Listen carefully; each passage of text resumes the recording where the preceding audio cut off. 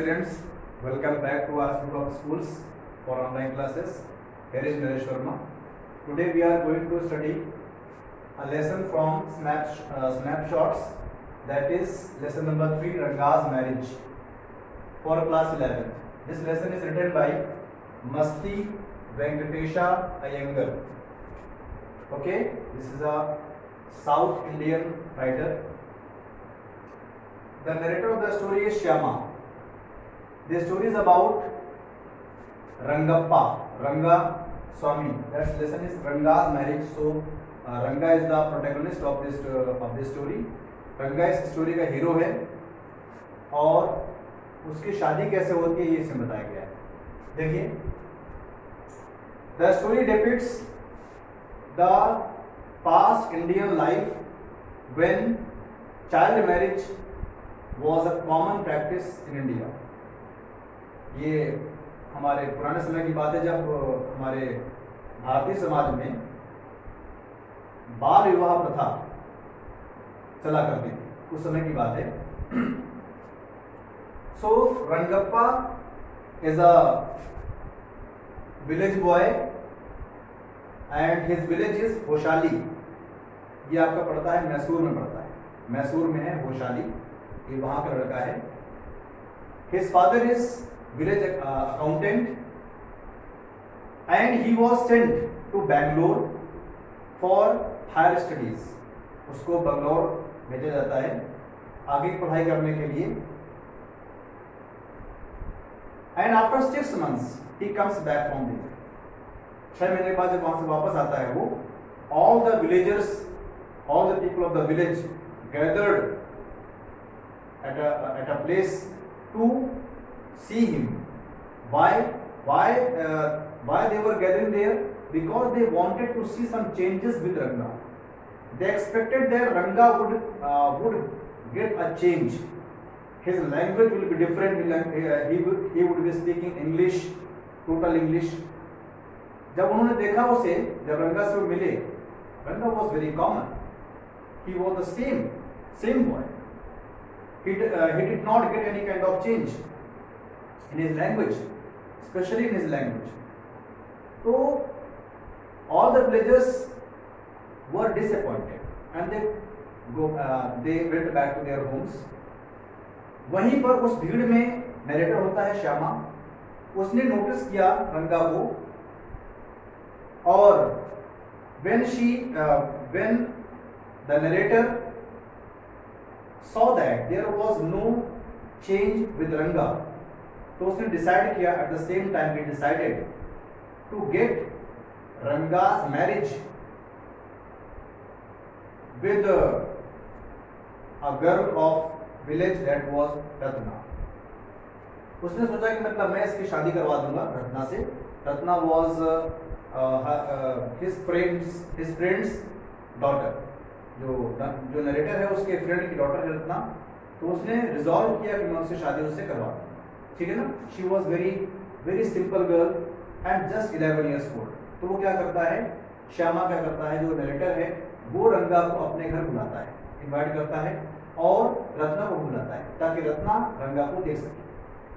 Ratna used to sing songs. थोड़ा सा वो म्यूजिक वगैरह में इंटरेस्टेड थी, तो वो सॉन्ग गाया करती थी. उसकी her voice was very melodious. तो उस दिन क्या हुआ, श्यामा ने कहा उससे रत्ना से कहा, रत्ना एक सॉन्ग सुनो. And that time when she was singing, Ranga was outside of the house. उस समय वो गेट के बाहर ही था, अभी अंदर नहीं आया था. और वहीं पर वो अंदर जो रत्ना होती है वो सॉन्ग सुनाती है. And song was very good. रंगा लाइक दैट सॉन्ग. उसका सॉन्ग उसे बहुत पसंद आया और इसी सॉन्ग की वजह से रंगा ने क्या किया, रंगा जो है उसके प्रेम में पड़ गया. मतलब he started loving her. ठीक है ना. he fell in her love. अब क्या होता है कि जब उसने बात करी श्यामा और उसकी बात होती है, रंगा की बात होती है, तो रंगा ने जब अपनी बात बताई कि मुझे लड़की पसंद है. But when he entered the house, he saw that the girl was just 11 years old and he wanted to marry an elderly girl, थोड़ी सी बड़ी लड़की से शादी करना चाहता था, बिकॉज उसका मानना था जो बड़ी लड़की होगी वो समझदार होगी, है ना, और ये भी छोटी बच्ची है तो इसके अंदर समझ अभिवृद्धि नहीं है। तो क्या, लेकिन कहीं पर रंगा को लड़की पसंद आ गई थी।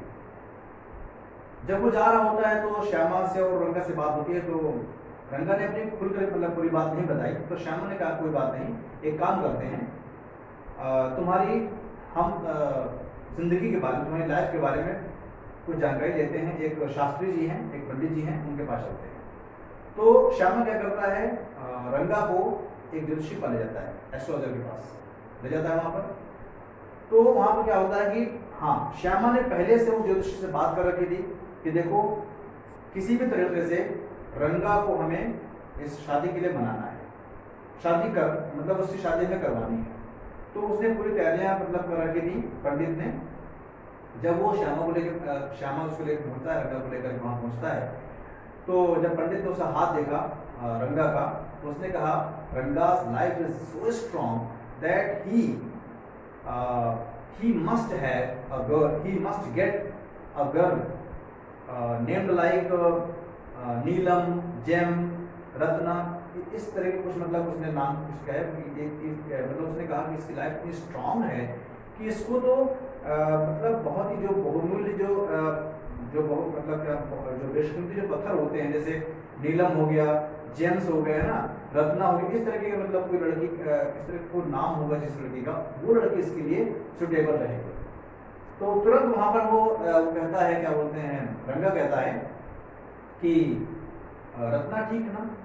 तो उसने कहा हाँ ठीक तो है, लेकिन रत्ना, जो आप रत्ना की बात कर रहे हो, दैट इज ऑलरेडी मैरिड, वो तो पहले शादीशुदा है।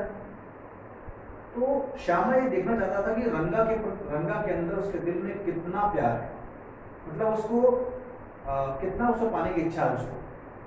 तो जब श्यामा को लगा, when the narrator thought that Ranga loved her very much and he wanted to get married to her, है ना, किसी भी कीमत पर, तो फिर अल्टीमेटली श्यामा ने क्या किया, श्यामा ने रंगा से पूरी बात बता दी। उसने कहा सभी नाटक था, ठीक है ना, और